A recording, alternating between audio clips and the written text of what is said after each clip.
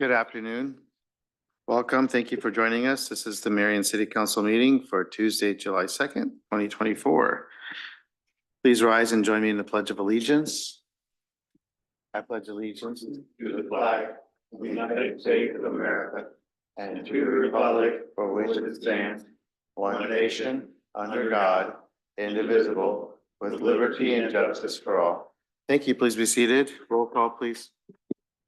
Mr. Jensen, Here. Mr. Harper, Here. Mr. Miskman, Here. Mayor Abu Wassili, Here. Ms. Spencer, Mr. Brandt, Here. Mr. Sterned. Here. Thank you. This time we have a moment of silence.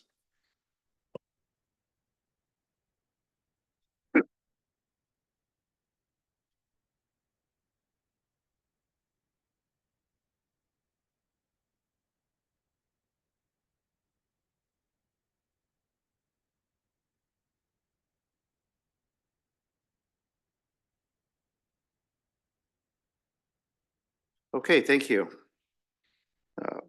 Before our public forum, I would like to just reiterate the rules of procedure for public forums. This will apply to both public forums in this meeting this evening.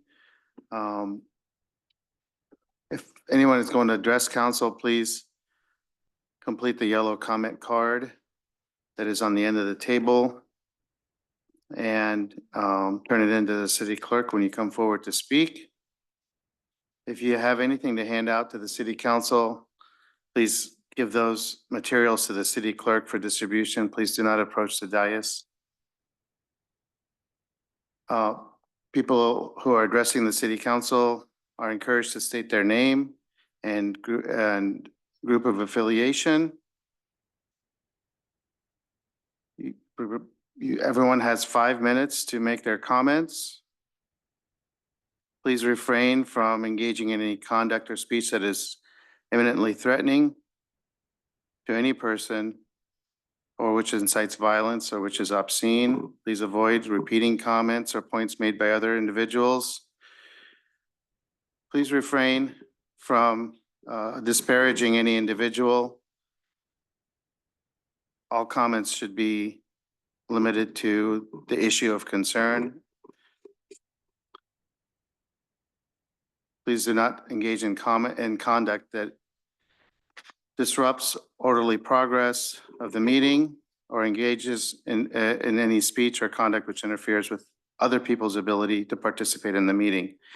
Failure to adhere to these guidelines may result in removal from the meeting. Thank you. At this time, we have our first public forum, which is a time that is set aside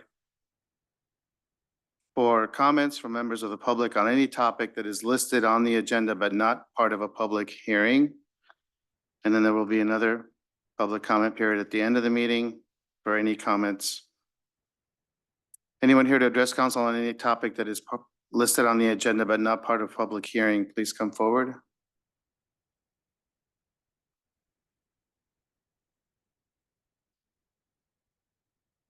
Hi. Yes, please come to the podium, and if you would state your name and then which item you're here Yes. to discuss. My name's April Harris Helfter. I'm not affiliated with anyone, but I Okay. live here in Marion. Okay, I got my name card. Should I? that's it. Oh, that's fine. If you would just, after you speak, if you fill out the yellow card and give it to the clerk, that'd be great. Thank you. Gotcha. And which item are you here for? I am talking about the what they're trying to do on Highway 13. So kind of putting in those roundabouts and the stoplights. Sorry, I'm really nervous. No, it's okay. Okay, so I live on Robinwood Lane, 5805. So I have a little house with a pink door next to Highway 13. And well, it's kind of a pain living there because we're right next to the highway and there's so much traffic from all the houses that are being built there. I mean, we've got new businesses coming, we've got Culver's there, so why not come over there? But my point is that it's so busy that it's just really hard to live there right now. I mean, the new house is being built, the business across the street, the fact that we are disconnected from the rest of Marion. So there's not really, I mean, unless you're in your car, there's no way you're gonna get across, but families still do it. Since I live right there at the corner and I can look at the highway, so really nice highway view. I can see people with their little kids walking across the highway. I see teenagers going across the highway. And it's just like, I just have to shut my blinds because it's kind of like a real life game of Frogger. They did say that in the papers here, they did talk about doing something like a traffic light. And I think that would be wonderful to have a traffic light, a roundabout, anything like that, and something for people to walk across. Because I think we should be connected with the rest of Marion. I mean, we are part of Marion. And that's what I'm here to talk about. Thank you for coming in. Really appreciate your comments. I think, the development on the other side of Highway 13 is more of a recent thing. And so that is something that we need to pay attention to. Right. So, yeah. I don't need to take questions. Okay. No, no, No, worry. okay. Good Perfect. comments. Thank you. Appreciate you coming in. Thank you. Mhm.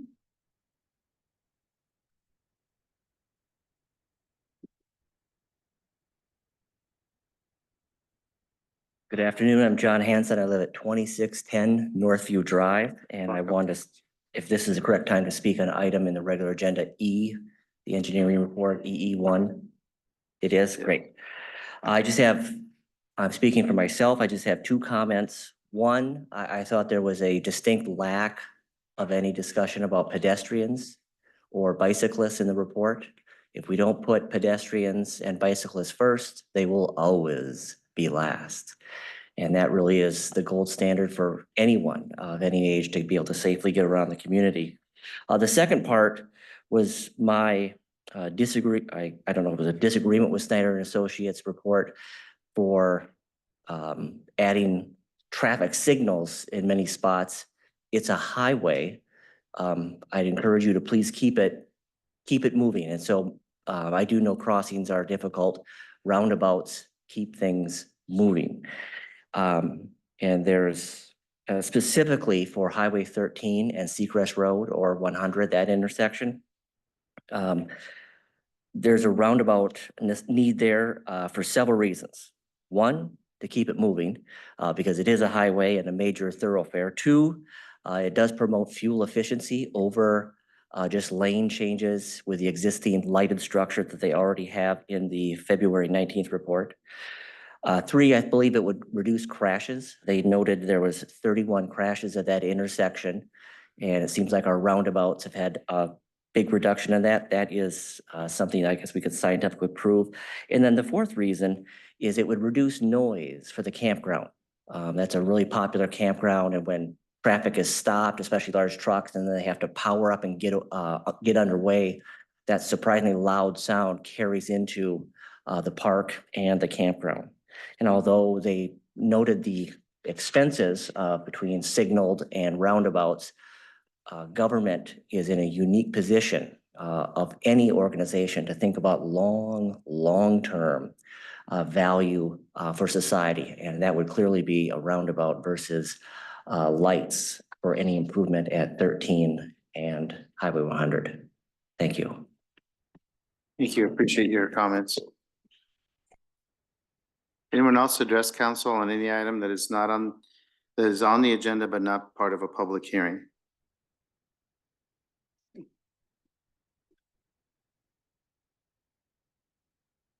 Okay, we'll close this part of the meeting and proceed to the consent agenda. Mayor, I move to approve the consent agenda as follows. Items A1 through F2, resolutions 31995 through 32005. Second. Been moved and seconded to approve the consent agenda as presented, including items A1 through F2, resolutions 31995 through 32005. Discussion?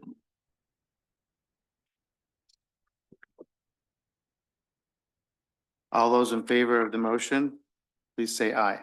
Aye. All those opposed, please say no. The motion is approved. For the next section, I will turn over the meeting to the deputy mayor pro tem,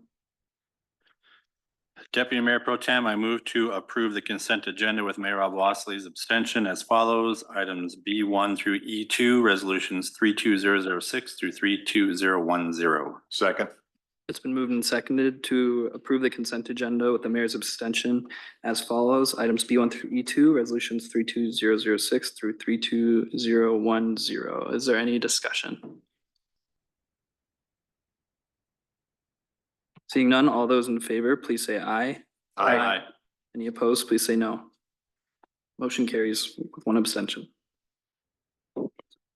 Okay, Mayor, I move to approve resolution number 32011, declaring necessity and providing for notice of hearing on proposed urban revitalization plan for the 2024 8th Avenue multifamily housing urban revitalization area. Second. it's been moved and seconded to approve resolution number 32011, declaring necessity and providing for notice of hearing on proposed urban revitalization plan for the 2024 8th Avenue multifamily housing urban revitalization area. Discussion, do you have any comments or I have just a short presentation because this is an item we would have normally marked for discussion. Sure, please So go with the ahead. combined meeting. Okay. Just wanted to highlight this action begins the process to create a new urban revitalization area to support two projects awarded federal 20-year community development block grant disaster relief funds.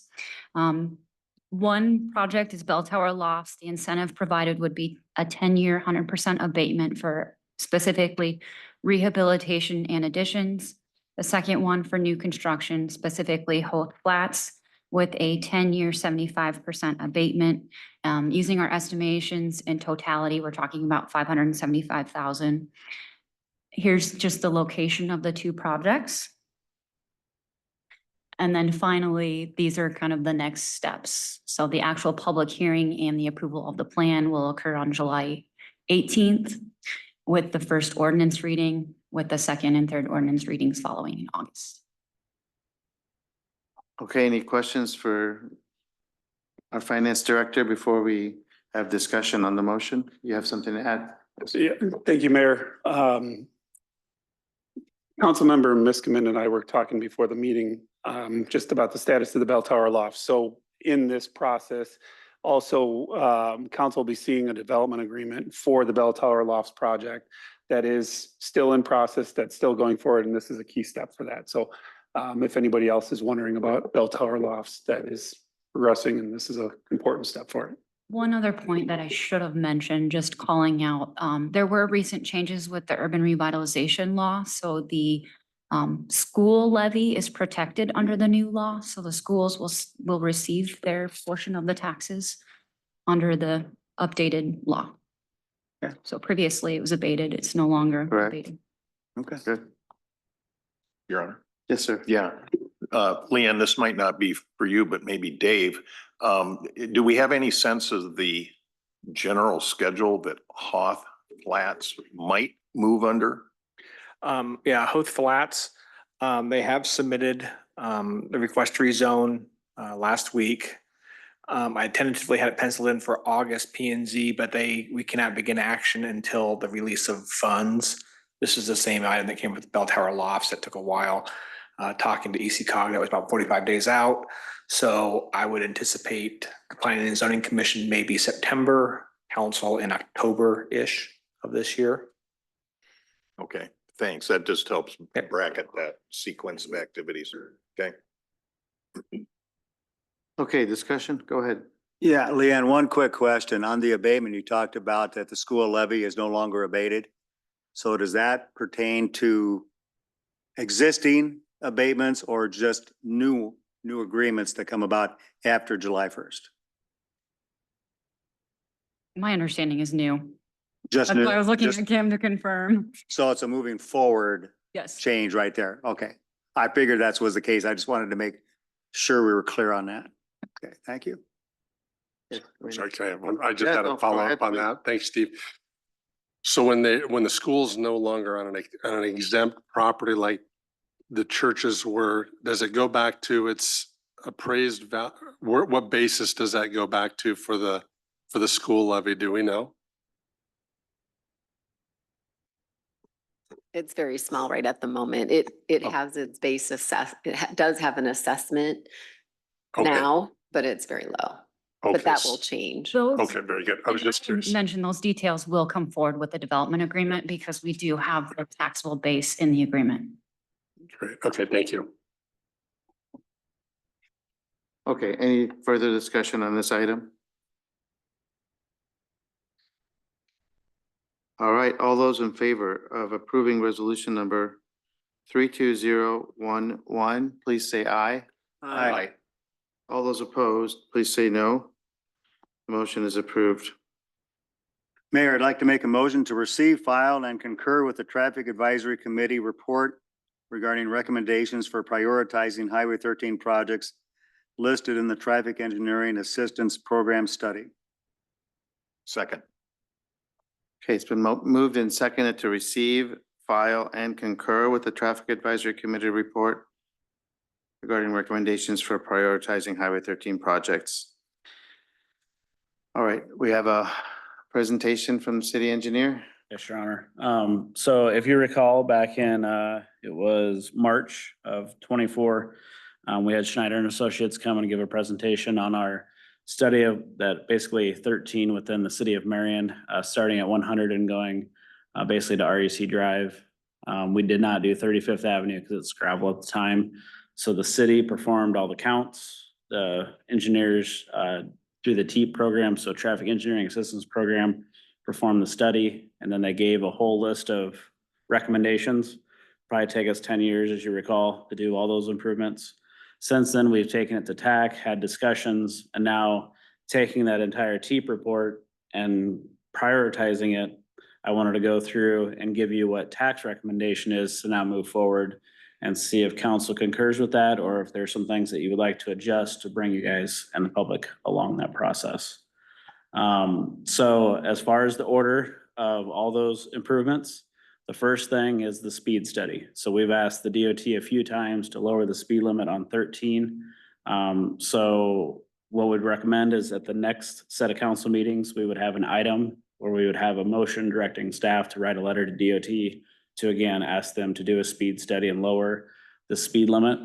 The Manual and Uniform Traffic Control Devices, or MUTCD, is how we establish speed limits. Before, it was very heavily weighted on the 85th percentile of vehicles traveling. Now it gives a little bit more engineering judgment, and the new MUTCD just came out, so it's fresh. So that would be number one, is ask for the speed study and ask for those speed limits to be lowered. The second one is the existing intersection of Highway 100 and Highway 13, which is a signalized intersection.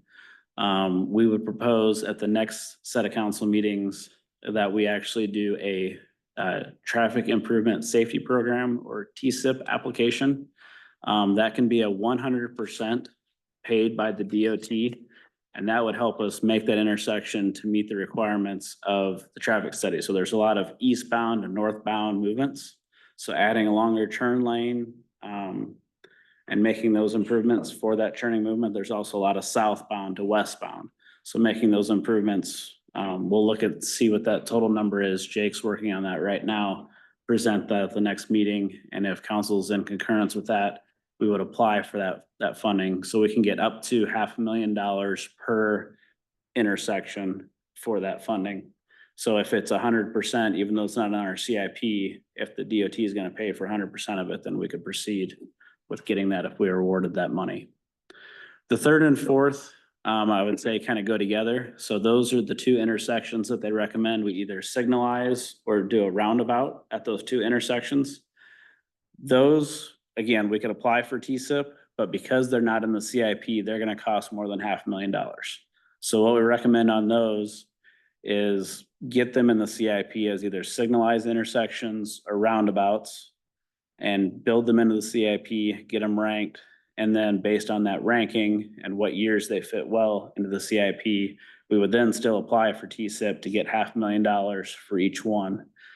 I can tell you that if we go with the signalized intersection, it's typically a 1-to-1 cost benefit ratio. So they look at crashes and other things to determine what should be in there, where your roundabout will actually score higher. So that'll just be a discussion that we have to have The reason being is when you have a high-speed intersection like that, you actually can have an increase in crashes because you have rear end collisions because now you have a red light that you didn't have before. Because again, the purpose of 13 is to move traffic as was previously stated. So those two they could be done 1 year and then the other year, it just kind of depends on the CIP, but that's those two intersections.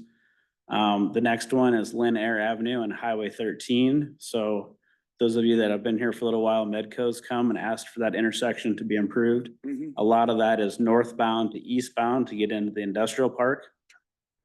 That's not as simple as just paving another turn lane because that turn lane conflicts with the existing signal pole. So we would not only have to build a new signal pole and add that lane, we'd have to reconfigure that. So, but we're putting that in there next. The Highway 13 turn lanes. So as you recall, pretty much every intersection, they said add offset turn lane. So they did go in last year or the year before, and they added a widened shoulder. But what they're asking for in the report is actually an offset. So if you know Hennessy and 13, where if you're gonna turn left, you notice that there's that paint in between you. And so that's what's called an offset. And so by offsetting the traffic, you can actually see a little better and it's safer. So they're recommending that. Number 7 is install the yellow reflectivity strips on the traffic signal backplates. So you have your red, yellow, green light bulbs, and then you have your black paint. And all you're doing is you're adding that stripe to it, and basically it makes it pop a little bit more. So at night you see it. Interestingly enough, as we're working on this, the DOT has actually reached out and asked us to partner on this.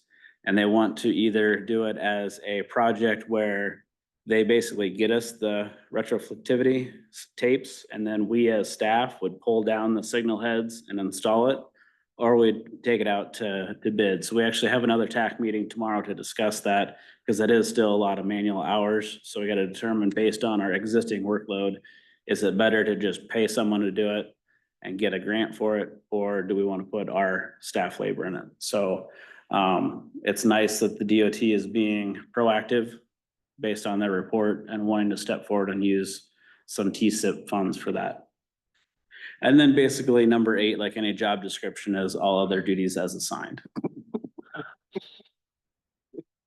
So that's the recommendation that TAC came up with for the order of operations. And again, 1 and 2 would be items that would be coming back to you at the next set of council meetings, if you concurred with that. And I would open it up if you guys have any questions and want to talk about it. There are a couple things I'll bring out from the 2 residents that came up and spoke. The first one, she does have a petition into TAC to add a signal at the intersection that's closest to her and at a crosswalk. For a high-speed intersection like this, we typically do not want to mix pedestrians, bicyclists, and vehicles. The pedestrians and bicyclists are not going to win if there is a crash. So ultimately, what we would have to do is similar to what we did with the Grantwood Trail, is we would have to either do an underpass underneath 13, or we would have to build a bridge over. That underpass is $1 million. So it's not something that we can just do, but that's something in the future. We want to either do that under 13 or under 151 so that we can get them connected to the rest of the trail network so that they're not an isolated island that's separate. So that will be a goal moving forward. And then we kind of talked about roundabouts versus signals. We can apply for either. I can just tell you that the roundabouts are going to score better. For the 113, we're modifying an existing intersection. And so if we want to keep it within the TSIP funding, we would have to leave it as a signalized intersection and just make the modifications we need to. If we wanted to convert that to a full-blown roundabout, which was not in the report, that would be something that would take more steps, and we would have to plug it in the CIP and wait longer. Okay. So I have several questions. The underpass, would there be possibility of grants for that? Yeah, so the one that we already built for Grantwood Trail, CMPO funding, the trail money, we would apply for that at time, but right now it's not even in the fiscally constrained plan. Right. So, but if we were to add it as a project for sometime in the future, we could potentially apply for Yeah, grant. and that was something for that even grant. when Kesha was here, something that she was trying to figure out, because you got to find that grade separation where 13 is high enough. And Yeah. there's an area that we can get it to fit underneath the highway. Yeah. I mean, I think that's something that's really worth considering. On the north side. We've had the, comments from people who live in that corner. Just wanting easier access to the retail that's on across the highway. It's something worth considering, but by concurring with the report, we're not precluding that, right? No, because what we're doing, It's we're still just a taking the potential. TEEP report and Yeah. we're, it was a million things and we're giving Right. priority to what was in there. So there was no, again, with the TEEP, it didn't talk about pedestrians or bikes at all because it talked about vehicles. Sure. Because we don't want vehicles and mixing with Right. bikes at Right. that speed. Right. So we're not precluding it by concurring with the report. We're not precluding, or we're not necessarily making a decision on signalized versus roundabouts, except for on the 100 intersection. We're saying for now, the plan is to improve that intersection, but that still doesn't preclude someday making it a roundabout if that's Correct. the prudent thing to do. Yep. And Okay. just so you know, and for everyone, this is joint jurisdiction. So even if the city of Marion wants to put a roundabout in, if the DOT says no, you can't put it in. Right, that's an important point to make, that, this is not completely in our control, and that, the example of that is, our past attempts to, get the DOT to lower the speed limits, and it takes a lot of time and discussion and asking, but ultimately it's in their hands, so, okay. Go ahead, we'll just go down the road here and then we'll come. First, yeah, thanks for bringing up the underpass/overpass idea, because that was the first thing that went through my head. Hearing both residents speak, I agree with both of them. The importance of the throughway and keeping traffic moving, and also just being able to connect the east side of 13, because I feel like that area we talk about all the time has so much future potential that we want that to be connected to the community, and not just vehicles, but for pedestrians, for bicyclists too. My question for the potential of a roundabout there, in theory, what would a roundabout on that highway look like? How many lanes would that be, do you think? Do you have answers to that, or would it be too early to tell? So I would assume north-south, again, this is without doing a traffic study, just, it would be 2 lanes going north-south, 1 lane each direction going east-west. For the intersections other than 113, that one may be 2 lanes in each direction because that's what you have now. Again, we would have to look at it. If we can make it into a single lane roundabout, we find that there's less confusion. So we know that 7th and 7th and 27th and 7th, there's some confusion because of the multi-lane in some directions. So we try and do it as 1 lane just because it's easier to understand and not as complex. So that would all have to be determined as we get closer into the plans. Sure, and looking through the plan again, is that for the roundabout possibilities, is that an either or one, or is that like maybe you could see 2 roundabouts on that highway? Or would it be like one or the other, and then you'd make the other one an intersection? No, so the way that the Schneider and Associates and the DOT concurred was you could do either or, and they're far enough apart.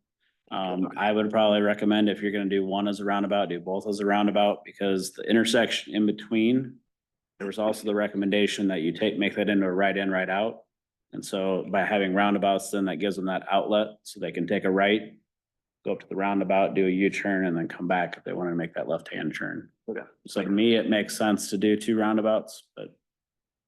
Yeah, that makes sense. Yeah, that's what I was asking. So thanks. Grant? Mike, regarding the underpass versus a pedestrian bridge, I'll call it, is what you said it was roughly $1 million for an underpass? Yep. What nominally is it for an overpass? I'm just curious. I have not built one over the highway. There's obviously height restrictions that we would have to make sure that there were plenty high for those oversized loads that go under Right. there. And then making it ADA to get from that down. So I would guess they're fairly close, but I don't know exact Okay. numbers at this time. All right. So the ADA considerations are more important for that than it is an underpass. So, Yes, okay. it's a little easier if you go under for ADA. You mentioned the increased safety for roundabouts, rear end collisions and the like versus at a signalized intersection. I presume that was the logic that drove the installation of the 2 roundabouts on County Home Road. That I can't concur because I wasn't part of that. That's the county. Yeah, I'm just stating that as a supposition that I'm holding on to, because the same thing would have been a problem there if they put in signals. My guess. Yeah. Just a comment, and then TSIP funding. Do we have any expectation of the certainty of that funding in the future? Or has it been variable historically? And so therefore we might face a challenge at a later point in our overall capital improvement plan? So at this point, I don't know that there's gonna ever be a shortage. The problem is the number of applications. So just thinking off the top of my head, 10th and 10th, 29th, 35th, Hennessy and 13, East Post 100, those were all funded either partially or fully with TSIP. So we were doing a pretty good job of getting one a year. Obviously, even when we go visit our federal legislators, they like to spread the wealth amongst all. And I can tell you, we were being a little too successful. So they're like, we're gonna give Marion a break and let some other people have some money. Doesn't mean we're not gonna stop. Yeah. Well, I like Gage, I agree with the comments about making the east area of 13, that is east of 13, a little more connected with the west side of 13. So however that all shakes out in our activities here. Yeah, and that can be a whole separate conversation that we have when we put together the CIP as a separate project and have that conversation. It's just the TEEP study that was done, it was about vehicle movements. Yeah. So that's all we're prioritizing, but yes, we can consider that when we build the CIP projects this coming year. Thanks. Steve, nothing? Will, go ahead. 113 intersection, is that not in the county? Partially. I'd have to pull up a map, but similar to when we did South 31st and 100, that was also part in the county. Right. So it does make it a little more complicated because then we have to get a permit from them as well. But we've worked well with our partners at the county. Well, that was kind of my question, because when I pull up the GIS map on my phone, it shows that the city boundary is on the east side of the highway, and that whole section there is all county. So the whole intersection, according to the GIS map, is county. So would it be our project, or would it be a county project though? If we want it, we would be the lead. Our and project, we'd be the we want it project. even if it's in the county. Similar to 13, the DOT is not gonna add any signals to 13. The only reason that signals get added to 13 is because we request them. Gotcha.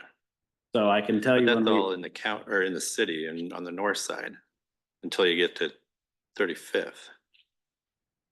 yeah, and anyway. when we did the South 31st 100 intersection, I think 3/4 of that intersection was actually in the county. Right. And they were partners with us, so they actually did the design, they helped us out, so it wasn't like they just do what you want, they actually were participants in it.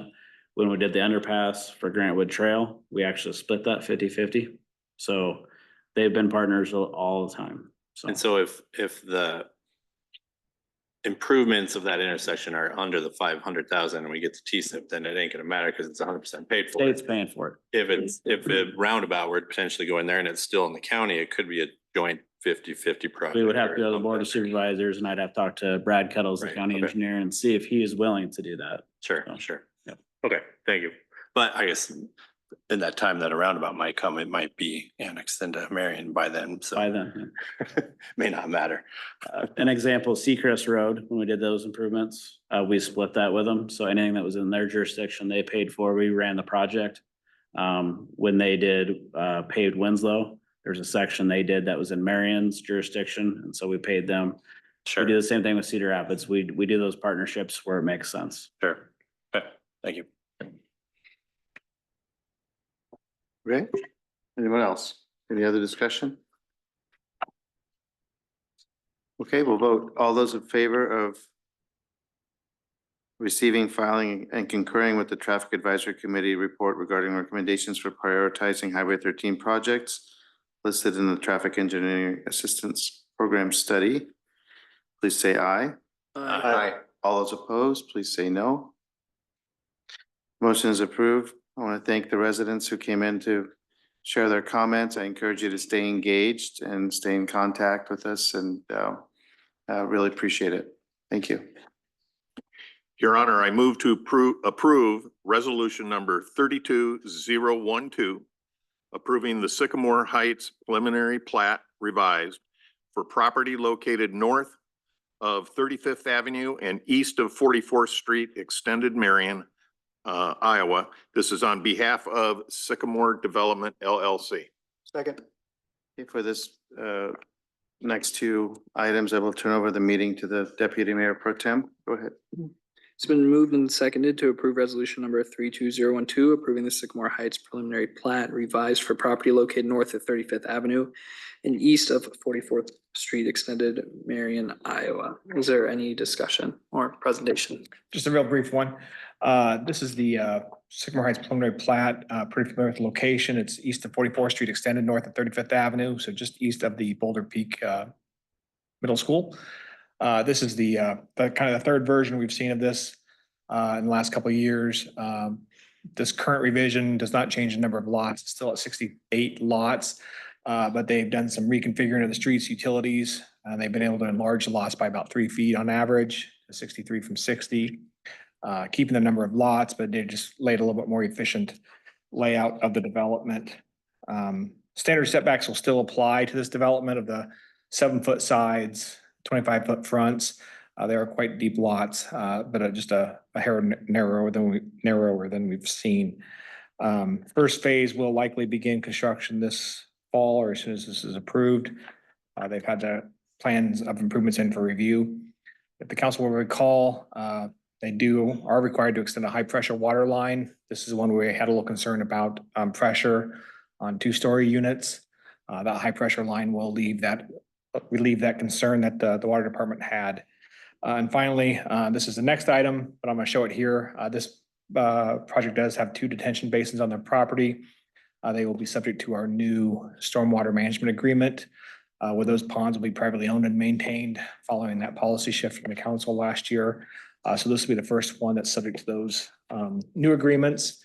So they'll have to establish an HOA that will maintain and own those basins, but still give the city the ability to go in and monitor and ensure that those basins are working properly and are being maintained properly.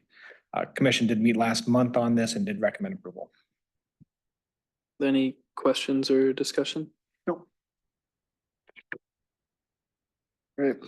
All those in favor of resolution number 32012 signify by saying aye. Aye. Any opposed? Motion carries. Deputy Mayor Pro Tem, I move to approve resolution number 32013, approving stormwater management facility maintenance covenant and permanent easement agreement with Sycamore Development LLC for the Sycamore Heights preliminary plat revised, located north of 35th Avenue and east of 44th Street, extended in Marion, Iowa. This is on behalf of Sycamore Development LLC. Second.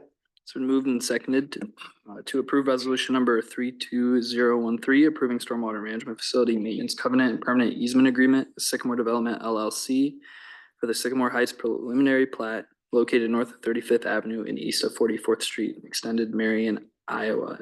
Is there any discussion? Seeing none, all those in favor of approving resolution number 32013, please signify by saying aye. Aye. Any opposed? Seeing none, motion carries with an abstention, and I'll pass it back to the mayor. All right, our next item is a discussion regarding bicycle regulations on sidewalks. Mr. Barcelo?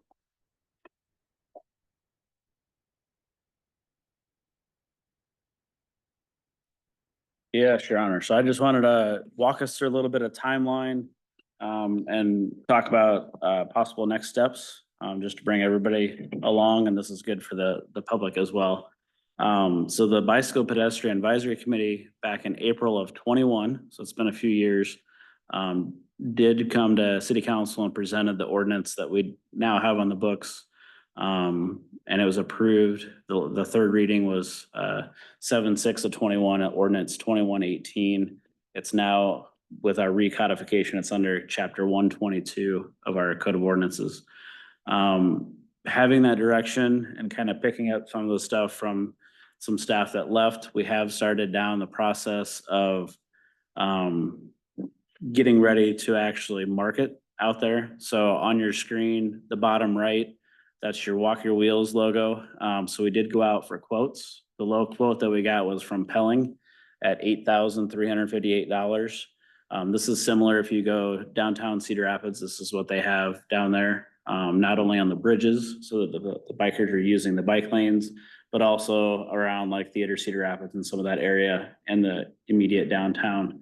And then we have the signs as well, the no riding bikes, scooters, or skateboards on the sidewalk. Those were gonna be posted on the signs. We have actually ordered those from Prison Industries and have them in our hands at this time. So there is some steps that we've taken.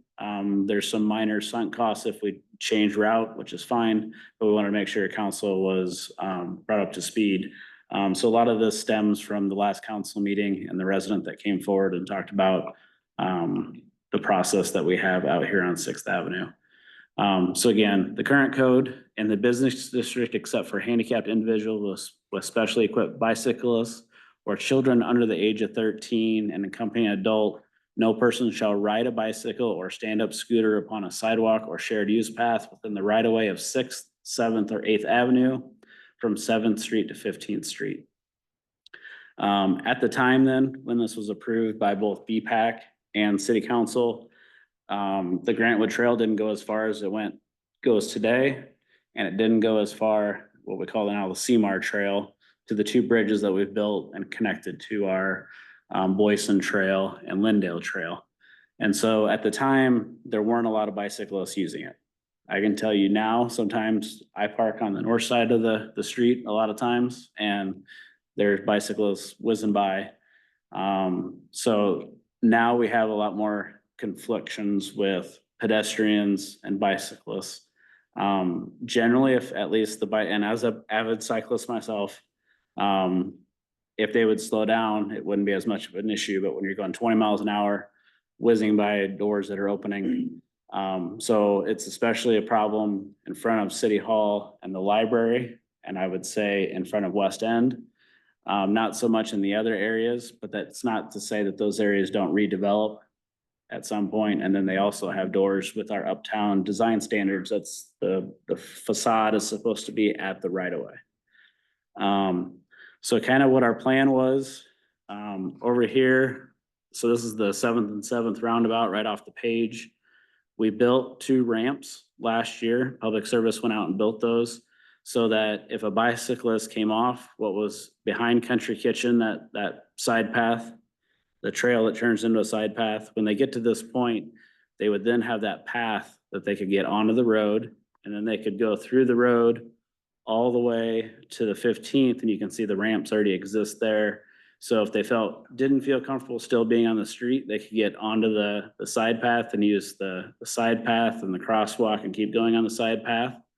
Or they could stay in the road, go through the roundabout as a bicyclist, and then we have the bike lanes as well on that section. And that goes all the way then down there to the 27th roundabout as well. So the blue and white logos that you see on this map is where we were gonna put these logos here and put them down. And so they're thermoplast. So we would pay Pelling to come out and they would put them down. And then it's basically like a heat gun and it kind of melts it down there so that it's stuck to the ground. And then all these signs. So if it's a white and red, it means that there's only one sign. If it's yellow and red, that means that we were gonna put basically a signpost and put it on both sides so that irregardless of what direction you're going, you would see that. So this is the plan that staff put together for what we were wanting to paint and sign. A lot of the discussion, and again, I'm trying to go off memory from 21. I know Councilman Brandt was on BPAC too, so you might be able to correct me if I don't recall this correctly. A lot of the discussion was we want people to go slow when they're on their bike. And even myself as a bike rider, when I'm riding, my Apple Watch is keeping track of my speed, but it only tells me my speed when I hit 5 miles. So after I hit that 5 mile marker, it says, you know, this was your pace the last 5 miles. And so if I'm riding at 15 miles an hour, I don't really know until I get that real speed feedback. Now, some people have their monitors, so they have their cadence and everything right there in front of them. It kind of depends on how diehard of a bike rider you are, but most bikes don't come with a speedometer. So if we were to say 5 mile an hour speed limit, how are you going to know that you're going 5 miles? So I know that was a lot of the discussion, is how do we figure out what's a safe speed to go? In 21, Bill's not here. I was gonna say when the library was open. So that was some of the discussion that we had then is how do you say, you know, just go slow. That's kind of everybody's interpretation. To my slow is going to be different than Steve's slow. And so it just varies. If you're on an e-bike and you turn it, your notch down to slow, it might be fast. And so just saying go slow doesn't, it's not very enforceable. And so by saying, you know, if you want to go that area on the side path, then you walk your wheels. If you're actually on the side path, if you feel comfortable and you're that person that's going 20 miles an hour and you want to go with the vehicles just like you can on any street anywhere, other than interstates where you have to go at least 40 miles an hour, then you could do that. And so we're giving them that option of, if you want to go fast and keep going, you got the street right there. Otherwise, you're going to have a lot of pedestrian conflicts for safety reasons. And now that we're having more and more bicyclists, we have a lot of stuff going on in the uptown. That was why that was put in there. Now things, maybe we have a few new council members. Maybe that's changed a little bit since 21. We did talk with Chad about it a little bit and enforcement. So I'll kind of push over to him so he can talk about what he can and can't enforce when we sign this. Good afternoon. Yeah, I'm just gonna reiterate what Mike said. I mean, the bottom line is, you know, we can enforce people who are supposed to get off the bike or go to the street. But again, the slow down piece, there's no way we could enforce that. It's just too subjective. So, yeah, that's kind of where we would stand on the whole thing.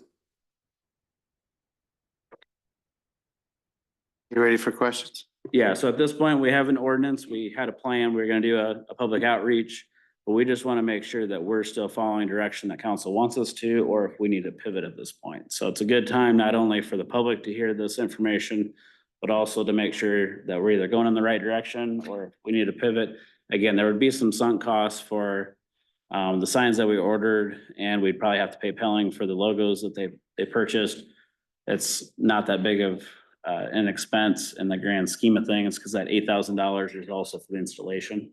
That's not just the cost of the logos, but we wanted to have that conversation to make sure everyone was on board, because once we put them up, we put them up. So we thought it would be good to bring it back to city council. So this might be a silly question, but why are the signs only going on 6th Avenue, not on 7th? So we haven't had, with the reconfiguration that we did up there, with the angle parking, we purposely made it so that, again, if you're in the road, you're welcome to ride on any road as long as you're obeying the rules. So the only roads that you're not allowed to ride on would be the interstate system, where you have to go 40 miles an hour minimum. But I'm talking about the sidewalks. So like, wouldn't we want signs on 7th Avenue that say, or even in the North Plaza that say, walk your bike? I mean, you know. Sure, we can certainly expand from that. We didn't do that because this is kind of the middle of the Grantwood Trail. So we have all those vehicles, so behind Country Kitchen, we have all those people that are coming off the trail network, coming through the uptown. And a lot of them, they're just wanting to shoot through that section of uptown, get back on the trail, head to Waldo's. I get it. Park. No, I understand the reason, but I mean, it just seems to me like it's falling short of like a comprehensive signage plan that would, I mean, the same concerns exist even more probably because it's narrower sidewalk or whatever. I mean, you know, in some places in uptown. It seems to me like it seems a little awkward that we're just picking out the trail to put signage about slowing down and whatever, when the bigger picture is that we want to, we're trying to take care of pedestrian safety in the uptown. I mean, I would imagine that you're gonna wanna put signs in the Central Plaza and the North Plaza. That would be consistent, I think. I don't know, that's just how I'm thinking about it. Like, if you're thinking big picture, you'd want to sign the whole uptown about, it's not the safe, we're not only concerned about safety and on the actual trail, which is the one where you think people should be able to ride through and not have to get off and walk their bike, but the rest of the uptown, you would understand asking them to walk their bike through the rest of uptown, but I don't know. I don't know if I'm making sense, but I have no it problem makes sense expanding it, in yeah. my head. So, We have no problem expanding Yeah. it, but at this point, we started with this because this is, with the amount of bikes here, they're more condensed in this. no, I get it. Yeah, I understand. But that's something to think about. Yep. Expanding it so it's consistent in the entire uptown, because the same concerns exist. It's the same idea, and especially in the plazas, I think. Go ahead. Yeah, so I wasn't on council when this was put together, so my apologies for coming in here with the concerns and the questions and the different idea, but to me, I think enforceability either way is pretty hard. I think our trails are like pretty well known at this point, and one of the things that I hear from residents over and over again, you know, thanking the city for the work on the trails and all the connections and how they enjoy the trails. So I think this effectively takes away a big chunk of what people like about the trail network in Marion. I agree, you can't enforce a speed limit on a bicycle, but if you had signs that instead said slow down, which happens in a lot of cities that are busier than ours and bigger than ours, and potentially move those signs into the areas that we're talking about, so you don't even have a waste on the spending there, because those signs would work on any of the other areas we talked about or the plazas. I just think I understand the idea of having those faster bicyclists. Like, if they're comfortable going in the street, great. If you're not comfortable going in the street, I think you should still have the right to bike on the trail. It will eventually connect Seymour to Grantwood. That is just a big connector of the whole trail system at large. I think also the fact that 6th Avenue, we redesigned Uptown years ago to take traffic off of 7th and put it on a throughway on a 6th. So I think it's kind of unfair to expect slower bicyclists who don't want to walk their bike, how many ever blocks that is. I think that's a tough ask for them, because traffic is going a little bit faster I'm watching it go by right now, on that street with bikers that might not be as comfortable, who don't have the road bikes, who aren't used to going 20-25 miles per hour. I think I understand the speed concerns of the bicyclists. I think having the slow down signs are really important, communicating that out. But I think if we, you know, people are biking on these sidewalks or these trails right now and don't even know that there's an ordinance that they cannot. I think if you take that away, I think that's really confusing and kind of sends a mixed message to residents, like, oh, why do I have to, this is part of the trail network. Why do I have to walk my bike through this stretch? I understand 7th Avenue, of course, walk. I understand 8th Avenue. We don't have an actual trail connected there, but yeah, that's kind of where I stand on things. I don't know where all the rest of my council colleagues stand, but that's where I am on that for sure. I'd rather have slow down signs, and because enforcement's going to be difficult either way. I'm sorry, so you were thinking slow down only and not walk your bike on 6th? On 6th, yeah, and then move those current signs that we've already ordered to like 7th and the plazas and repurpose those, because we'll need them anyways. Sure. Steve, go ahead. So Chad, can you answer the question when we say, so if we say you're supposed to walk your bike and somebody's not walking their bike and you want to stop them, what is the potential fine? Or what could happen at that point?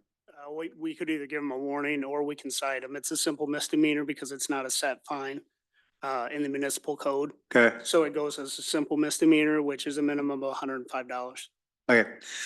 Yeah, I mean, so that's a concern. I think if you, to Gage's point, if you're just gonna slow down, then, you know, you have nothing to enforce.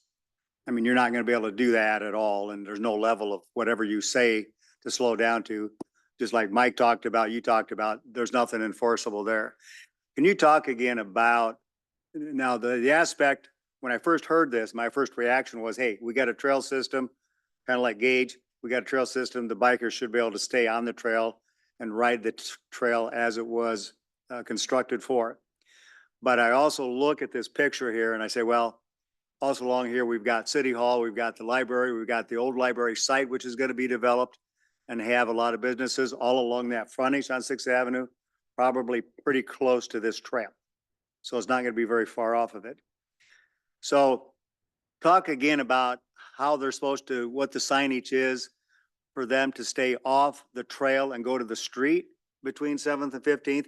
I can see how it might work for on the, where are we at, on 7th Street there. So talk about what it says there.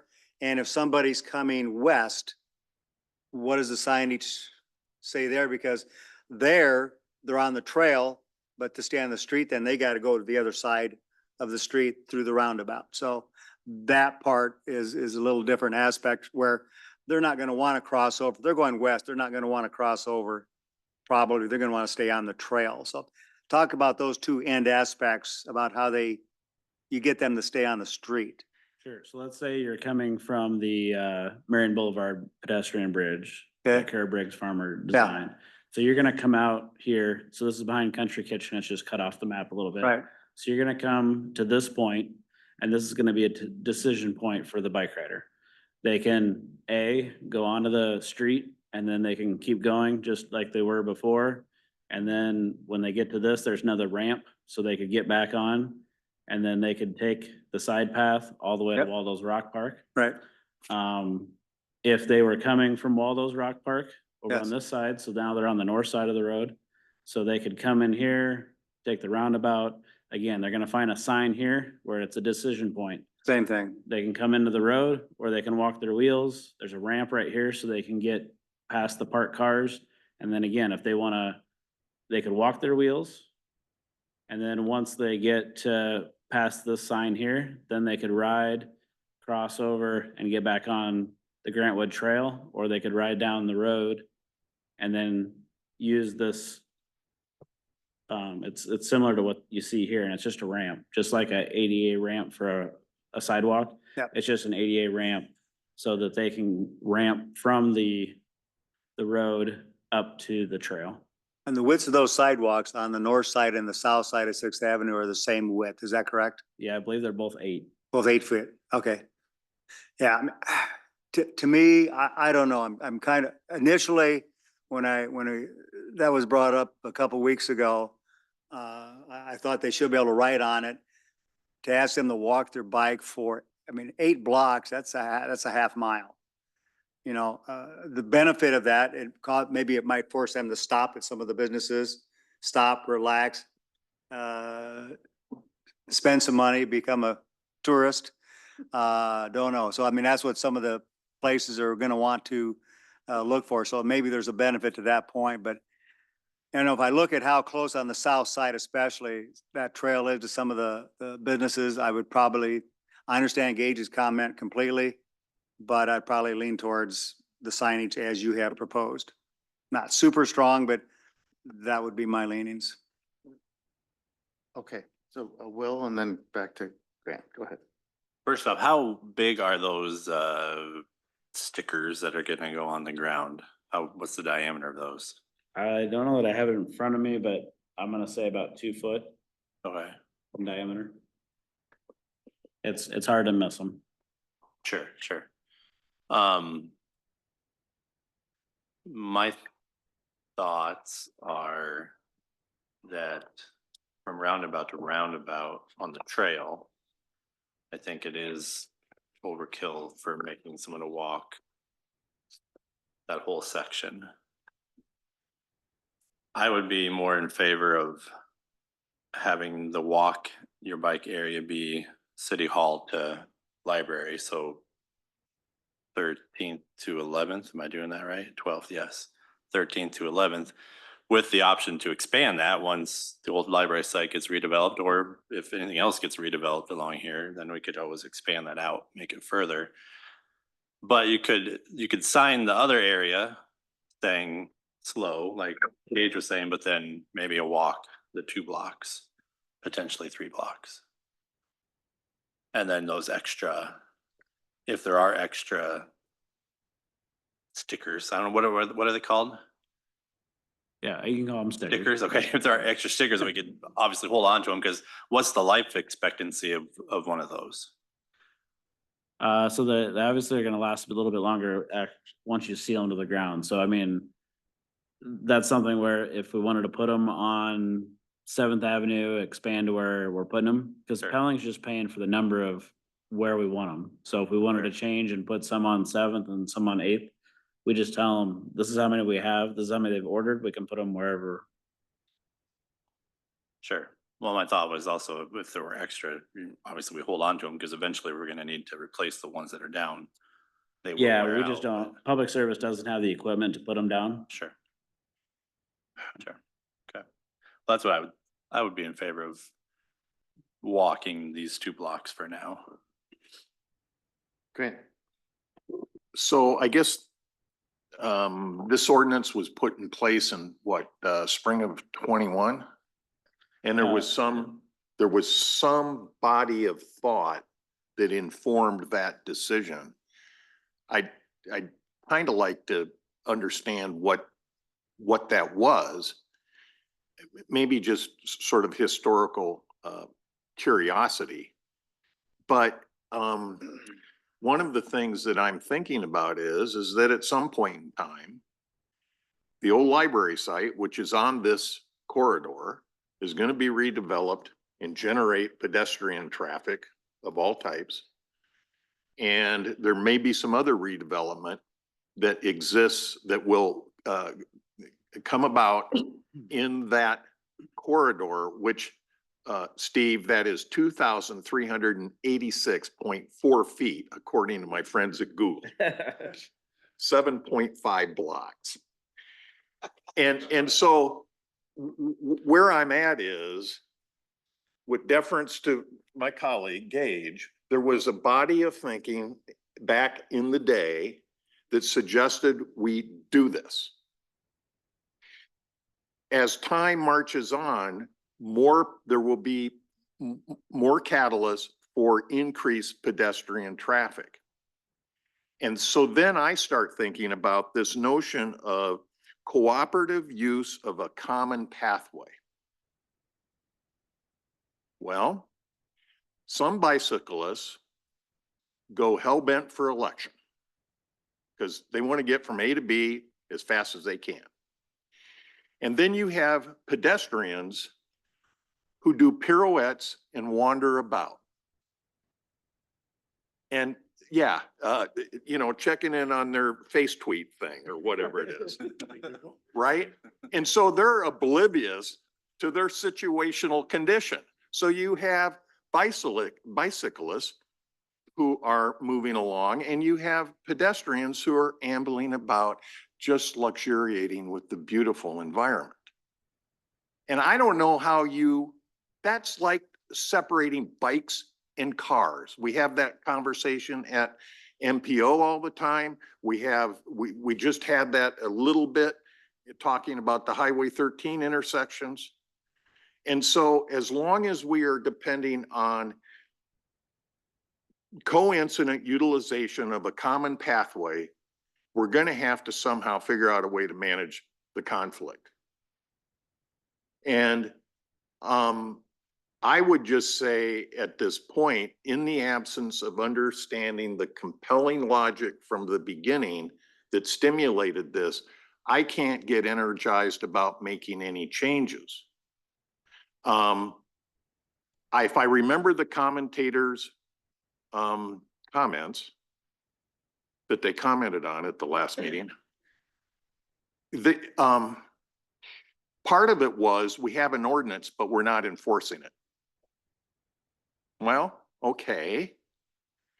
But we have that problem universally throughout our entire regulatory environment, whether it be parking, whether it be this, that, or anything in any governmental jurisdiction. You can't enforce everything. And so what I think we've tried to put in place is we've tried to legislate some level of user courtesy. And some people just aren't going to do that. So I worry about, you know, somebody who comes out of one of the businesses and is distracted by something that they shouldn't be distracted by, and then all of a sudden they get clipped by a bike. I just think we should bias ourselves to safety and maintain the ordinance as is, unless there's compelling reasons to dissolve it. So that's where I'm at. Hey. Well, I hate to keep beating on this one, but I'm just gonna throw in my nickel's worth. I'm a bicyclist as well, and so I appreciate where we're at, and we have obviously moved this trail, you know, our sidewalk as part of the trail system, but then I've also witnessed, you know, big to-dos here at City Hall, and we have a big gathering now that's a mass exit going out onto the sidewalk, and these bicyclists are flying up these roads. As I've been on the trails too, I do witness that there's still that, you know, the cars and bicyclists fight and compete as to who's right on the road. And I'm starting to see the bicyclists and the pedestrian fight to see who has the right on the sidewalk. And it does concern me because I've seen some very close calls out here where elderly people are kind of spinning around and looking around and nonchalantly moving about the sidewalks. And we got somebody that's wanting to ride at 17, 18, 19 miles per hour. And by the same token too, if somebody just darts out the doors here at City Hall and you got a bicyclist coming up, it's putting them in a predicament position too, because they either take the path of braking or they're going to collide with a car that's parked parallel to the sidewalk. So I think we've set ourselves up for this perfect storm. In some of the cities that I witness and watch, the only way to slow this down is to put the removable pylons in the actual sidewalk so they can be removed in the wintertime for snow removal, and create the obstacle that forces them to physically slow themselves down so they're not flying through there at their normal pace. I'm looking at an e-bike for my personal use, and they're rated for 28 miles per hour. So that's moving along on the sidewalk. That we have to make sure, again, this is something that needs to be paid attention as to what are we doing and what is allowed. So, you know, when we are putting these mass gatherings together and they're exiting on the sidewalk, that we're not putting either party at risk on that. So I just want to say I'm identifying the problem. I don't know what the solution is. I appreciate the stickers. Mike, you and I, we witness people that abide by those and those that don't. 4 or 5 months out of the year, it's going to have snow and ice over the sticker. It's not going to be seen. We got people that are riding fat tire bicycles year round now in the snow that are going to be using it. So I think this is going to be one that we're going to have to do a little bit of work on as far as thinking a little bit about that. But I just want to throw in again some commentary. I ride bicycles too, and you know, somebody just steps out in front of you, you can't do a lot. You got to take evasive action and somebody's going to get hurt. So the bicyclist is hopefully wearing the bicycle, but you hate to think you got to wear a helmet to walk on our sidewalks. So just something to think about. Yeah, one more point, just after hearing some of my colleagues talk, is outside of people coming out of these businesses and out of these buildings. Well, first of all, when we've been talking about the old library side, we've been talking about future businesses. You know, part of the conversation has been bringing in bike-friendly businesses and utilizing the trail that we have. But outside of talking about these businesses and walking out of the library or walking out of City Hall, for people walking along any of our trails on their phone or doing whatever, not paying attention, that risk is on all of our trails in the community. If you're walking through Thomas Park and you're on your phone, just lollygagging, like a bike's gonna speed by you there. So to me, it's the same logic as, okay, are we gonna make them walk their wheels along all of our trails? I don't really think there's much of a difference other than those couple blocks, which I would agree with Will on that. Other than that, I think it should be as consistent with the rest of our trails. I understand that we'll have some big gatherings and city events and things like that, but when there's that many people, bicyclists are typically more aware and see all of them there. If we have concerts, if we have farmers market, So a lot of traffic. Gage, and Will suggesting to whittle the distance down? Is that the, I'm in favor of that too. I just think I understand and appreciate all the conversation, but we designated this a trail. And at the time that this ordinance was put in place, it was just in Uptown. It wasn't complete on that side or on this side. Now it connects to the regional trail network. People are coming through here. This is a trail, and I think it's unreasonable to expect them to walk their bike from 7th Street to 15th Street. I just think that's unreasonable. And to say they have an option, I mean, I agree with what Gage said. This is the bypass of Uptown, supposedly. And it's faster traffic, and you're really gonna force them onto the street. They don't really have an option. I mean, walking your bike from 7th to 15th is not reasonable. I think it's just, you're basically giving them one option, is go on the street. And this goes back to our vote on fireworks. I know, my opinion was to completely ban them, but enforcement was the big issue. How do we enforce it? I think most people are law abiding. I think that the majority of people, when they see a sign that says slow down, this is a shared space, slow down. I think they're going to obey it. I think most people are law abiding, and they're going to try their best to follow the rules. You're always going to have people who are breaking the rules regardless. So I mean, we designated this a trail, a bicycle, that bicycles can use. So I would be in favor of shortening the distance to what's currently the active blocks, which is this block and the next block, and then see what happens in the future. But I do think that it should be more comprehensive, because the optics makes it look like we're picking on trail users, where in reality, it's the entire Uptown that we're concerned about. It's all pedestrian. We should, I think it probably should be done in a more comprehensive way, so that, it's clear that we're concerned about pedestrian safety, which is the whole reason for this.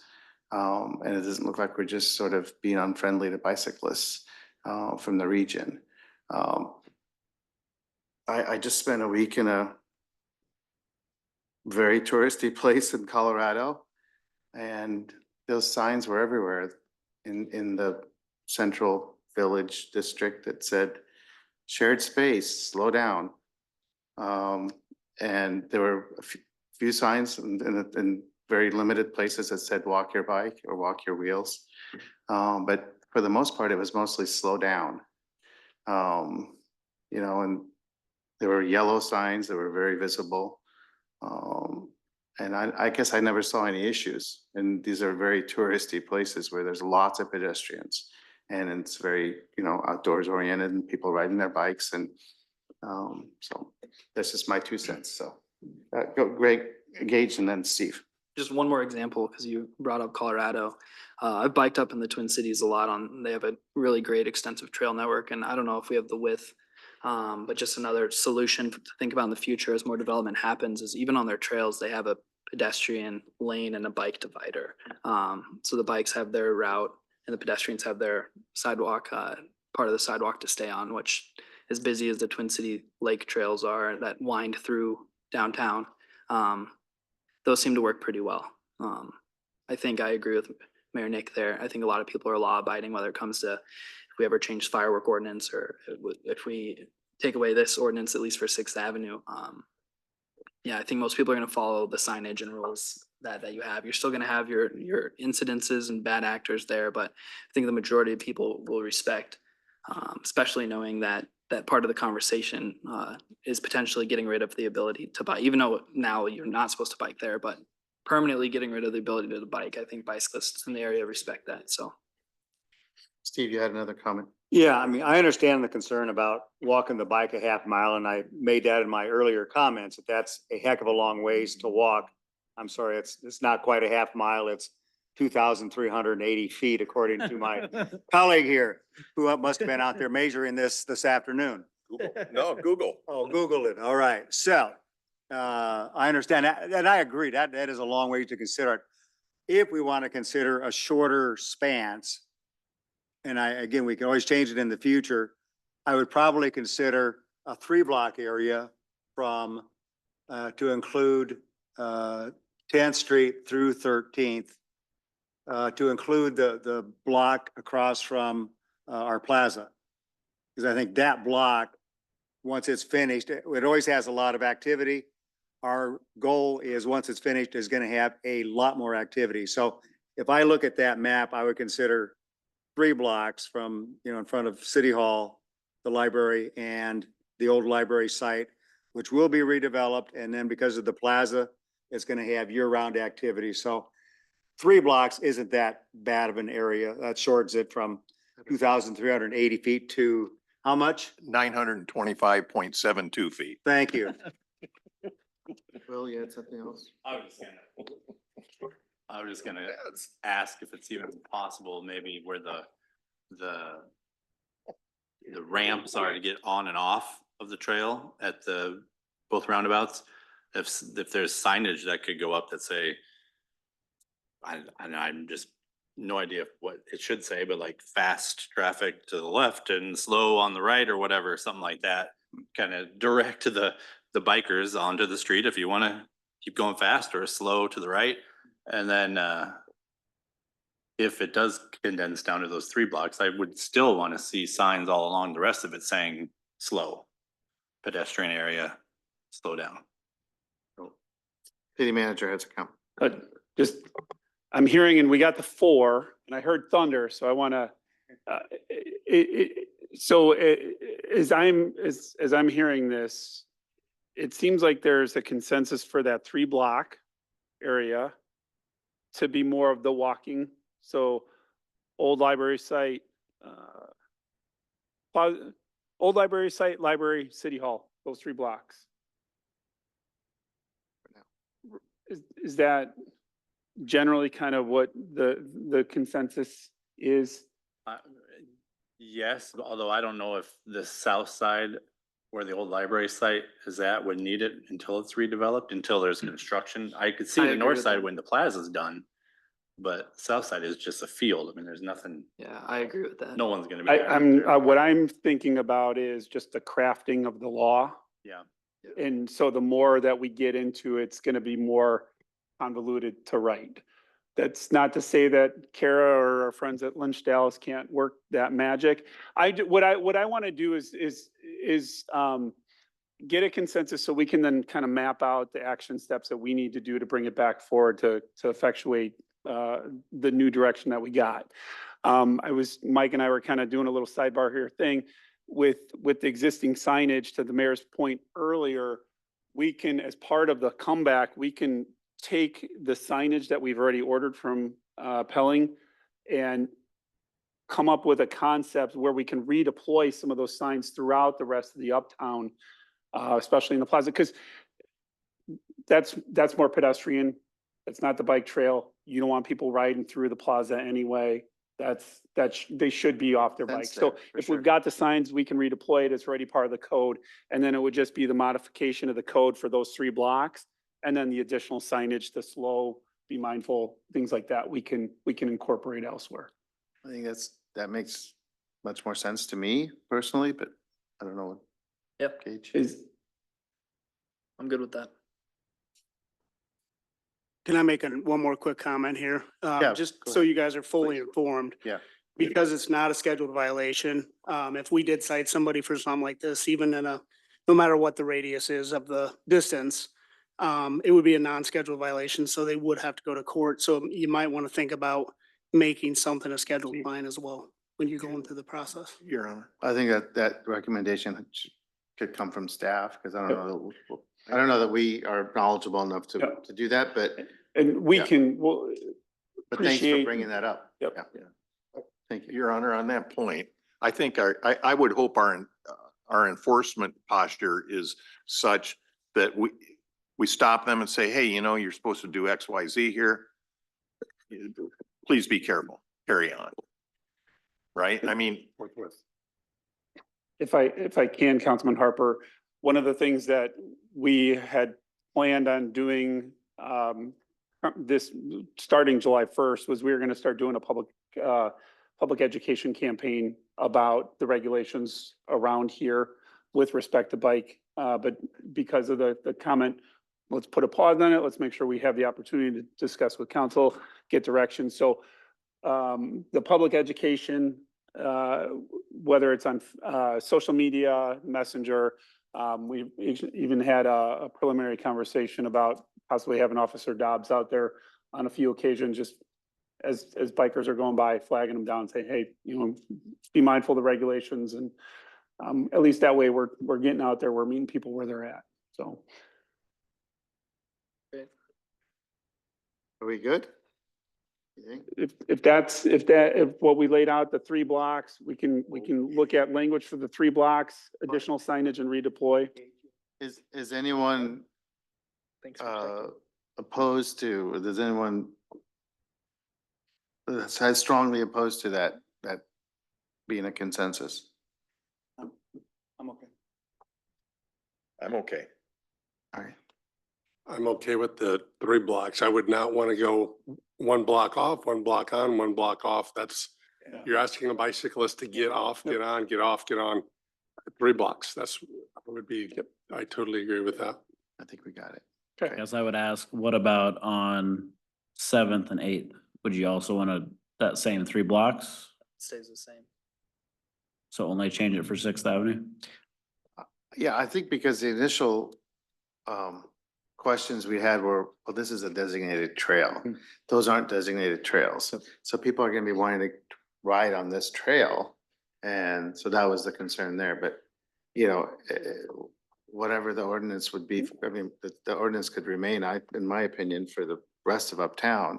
I agree. If wherever it applies. I have no object, to me, it's the whole idea of a trail, designated trail, that people are told you can ride through here. But then all of a sudden they have to get off and walk their bike for 8 blocks, so. Go ahead.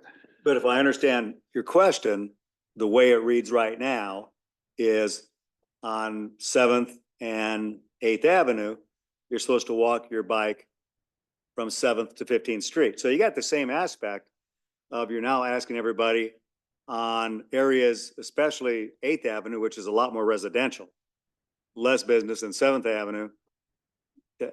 You're asking people to walk their bikes for 8th Ave for 8 blocks or 2,380 feet, whatever that is. I don't know. I think we're getting mixed. I think it's getting a little mixed up here of whether we want those streets should be that much different than the 3 blocks we have there. So I'm not sure if I were to carve it out and go south to north, I'm not sure it should be much different. Because you got the concentration of the uptown area for that 3 block area. So you go beyond that, you start getting into a lot more residential. So I would caution us to have 2 different things, and the other 2 streets be, you know, almost a half mile long, and 6th Avenue is that much different. Your Honor. But those aren't trails. I understand. Okay. Your Honor. Yes. go Yeah, ahead. so on 8th, if the photograph is accurate, there is a bike lane established all along that. Yeah. On 8th. And the sidewalk is much narrower, so I think the election of a bicyclist is gonna go on 8th Avenue. And I presume the same thing is 9th in scope for this, I forget. Anyway, so that's why I think just keeping it that way.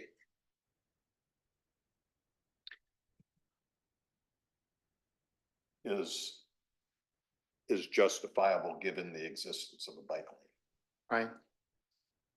What we can do, or what we will do, is take this feedback, we'll work up a draft ordinance, we'll revise the signage plan, we'll bring it back at another work session, see if we got it, that gives council some more opportunity to think through it.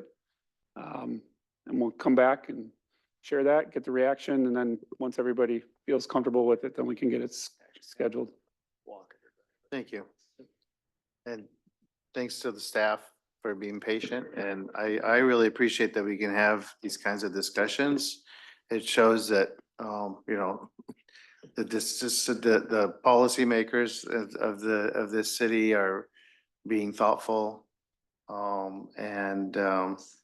You know, the decisions are made with lots of thought and they're well-founded decisions, even if we don't agree with each other. We have good reasoning for our decision-making, and ultimately that serves the residents of the city the best. So I do appreciate the meaningful conversation. Thank you. Okay, Mike, are you good? go. All right, Yep. thank you. At this time, we have our second public forum, which is a time to address the city council on any topic, whether or not it's on the agenda. And I would ask members of the public to adhere to the rules that were reviewed at the beginning of the meeting. Anyone here to address council, please come forward.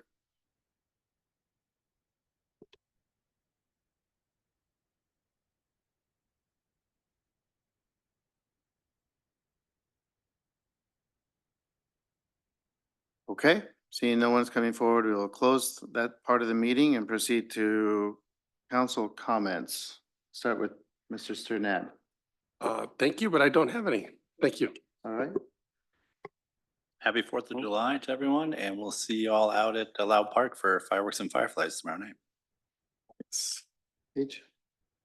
Couple things. First, yeah, happy 4th of July to everybody. Please be safe and responsible and respectful to your neighbors with your fireworks. Secondly, as of yesterday, I'm now on the Lynn County Mental Health Access Center board. So just wanted to point that out. And I'm grateful to represent the city of Marion for that. And thank you to the Lynn County Board of Supervisors for approving me to be on that. So Congrats. thanks. Great. I wish everybody a great and safe 4th of July. And as you're with friends and relatives, I hope that time is restful and enjoyable. So have fun. Steve. Just wishing happy 4th. All right. For my part, on Saturday, I'll be at the CR Pride Fest to read our proclamation. I am participating in a Mayor's Monarch Challenge with the Monarch Research Project. So I'll be raising and releasing monarch butterflies and participating in a challenge with Mayor O'Donnell to see who can raise and release the most monarchs. So if you see any monarch caterpillars, please bring them to me.